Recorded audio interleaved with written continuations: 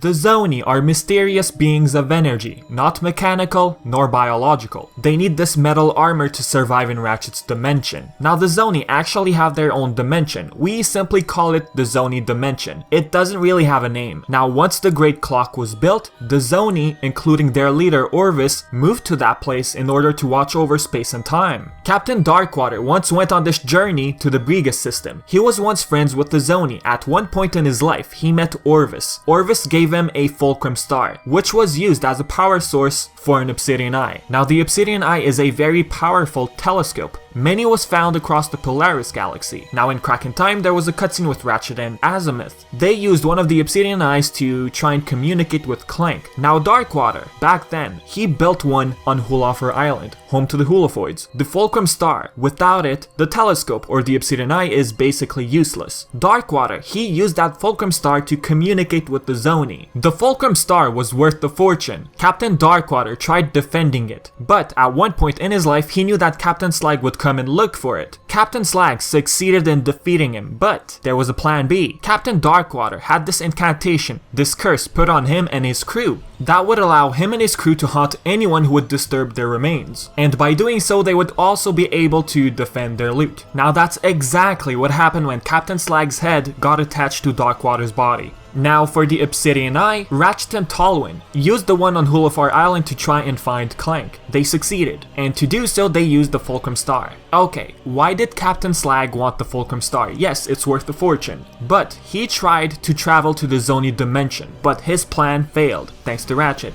The Zoni are special little creatures. They're able to manipulate time and space, and this was also mentioned in Darkwater's log in Quest for Booty. They fix things, they slow down, they freeze time. They're able to show the future to those they choose. In Ratchet & Clank Tools of Destruction, they helped the duo to try and figure out the Lombax secret. And the Zoni in that game were only seen by Clank. They chose Clank to be the only one to see them. They also upgraded Clank with Robo Wings and a Geo Laser. At the end of Tools of Destruction, Clank was taken by the Zoni to apparently fulfill his destiny to inherit the Great Clock. Now years ago, the Zoni entrusted the Fongoids with the ability to time travel. The Fongoids considered the Zoni as guardians, as keepers of time. They even said something like praise Orvis. The Fongoids had these statues, these temples, that resembled Zonis. The Fongoids basically saw them as the gods of time. Okay, so apparently, the Fongoids were entrusted with the ability to time travel, and this was way back. So this tells us that time travel itself exists in the Ratchet & Clank universe. The Zonis are very mysterious. They're not organic life forms. They're just these creatures made up of energy, and the only way to survive in dimensions other than their own, they have to wear these armors. We've never actually seen them in their pure forms. Unfortunately, when they were time traveling back then, they unintentionally abused it. It was misused, caused a lot of paradoxes, and because of all of that, a small rip in the space-time continuum happened. And there was actually a reference to this in the new Ratchet & Clank game and in the movie. And this reference was mentioned during the scene where Ratchet was trying to join the Galactic Rangers. We had Cora and Brax in the back checking out Ratchet's file. I don't know if you guys ever noticed that. Okay, due to this disruption in the space-time continuum, 83 celestial entities got destroyed. Orvis, the leader of the Zoni and the smartest one, he built the Great Clock to repair all of this damage. Example, we had the planet rooms. In A Crack in Time, Clank was able to fix time distortions on the surface of planets.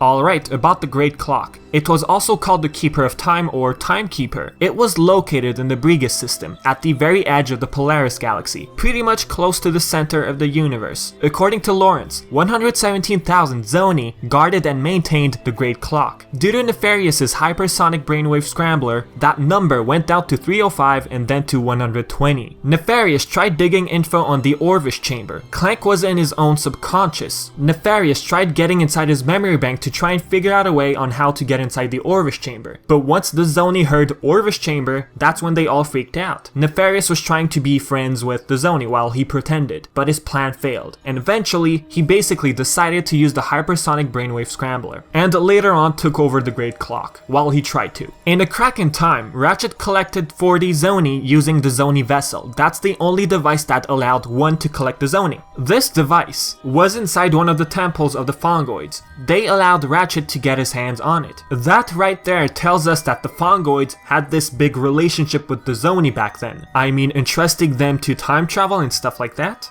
giving them this device, this vessel which would allow them to capture them, while the vessel also had this very huge source of energy the universe had never seen before. Alright, the Great Clock facility had a junior caretaker by the name Sigmund. Back then he was a janitor on planet Visceron. Orvis eventually found him and decided to make him junior caretaker of the Great Clock. What about the senior caretaker? This is where Clank comes in. It was his destiny to inherit the Great Clock and take care of it. Only a senior caretaker could enter the Orvis chamber. That includes Orvis and his son Clank. And in the Orvis chamber, that's where the main control is. That's why it's pretty much shut down, locked. But once the chamber was open, anyone could enter. We saw that during the cutscene with Azimuth. Now the question is, why was Clank chosen to become senior caretaker? Well, like I just said, Orvis made him. He considers him his son. His original name was XJ0461, but in the new game, it wasn't mentioned. All we got was B5429. Like I said before, the Zoni can't really survive in Ratchet's dimension unless they wear this armor. If Orvis, a Zoni, created Clank, then why isn't Clank a Zoni? Well, I think that Orvis wanted Clank to be a robot. And why? To simply survive in Ratchet's dimension. The Zoni aren't meant to live in a dimension outside of their own. They have to wear these robotic suits. They're vulnerable to sonic weaponry. We saw that with the hypersonic brainwave scrambler. Okay, although Clank appeared in Drake's factory, that's not how Clank got created. Orvis is the one who created Clank. In the movie and in the game, I don't know if you guys thought about that thunder scene a bit. You know, that scene where Nefarious was laughing maniacally and there was a blackout. I believe that's when Orvis created Clank. I'm sure some of you have thought about that. Now, Orvis is a Zoni. They manipulate time. They're able to freeze time. They can see the future. So I'm pretty sure that Orvis saw Clank and Ratchet in the future. When he saw that, he thought that it would be the perfect time to create Clank inside Drake's factory. So pretty much, Clank was created for a reason. If the Fongoids hadn't messed up in the past, there wouldn't be any Great Clock. There wouldn't be any Clank. Later on, Clank acquired the Chronoscepter. That scepter was waiting for him. It was left inside the Great Clock by Orvis. That scepter manipulates time, reverses time, and is able to fix broken objects. Who knows how old that Chronoscepter is? Now for the Great Clock, it's not really a time machine. It can't travel someone back more than 6 minutes. But Sigmund was able to create a time rift using the clock. Ratchet and Clank used that time rift to travel back to the Gimlick Valley battle. Wouldn't this cause paradox? Now for the ending, Clank wasn't ready to become the senior caretaker. He gave the job, the opportunity to Sigmund. Clank handed him over the Chronoscepter. Clank didn't feel like leaving Ratchet behind, not until he found his own. Okay, if Ratchet were to return to the Lombaxes while find the Lombaxes, does that mean that Clank would go back to the Great Clock? Well, if Ratchet were to find the Lombaxes, I don't think he would leave Clank behind. They've been friends for years. The same goes for Clank. Even if he said he would wait until Ratchet would find the Lombaxes, I don't think he would leave his pal behind. Well, unless something were to happen to Sigmund. If anything happened to Sigmund, who would be the one to take care of the Great Clock? But anyways, Orvis did say that he wants the best for Clank. Whatever makes him happy, whatever makes him whole, is what Orvis wishes for. And what makes Clank whole is the friendship he has with Ratchet. So this is it for the video, guys. If you haven't seen my previous lore video, maybe you'd like to check it out. I will leave the link in the description. Other than that, I hope you guys enjoyed this one. If I forgot anything major, anything important, simply mention it in the comment section. And as always, thanks for watching, guys. I've been Vivi, and I'll catch you guys next time.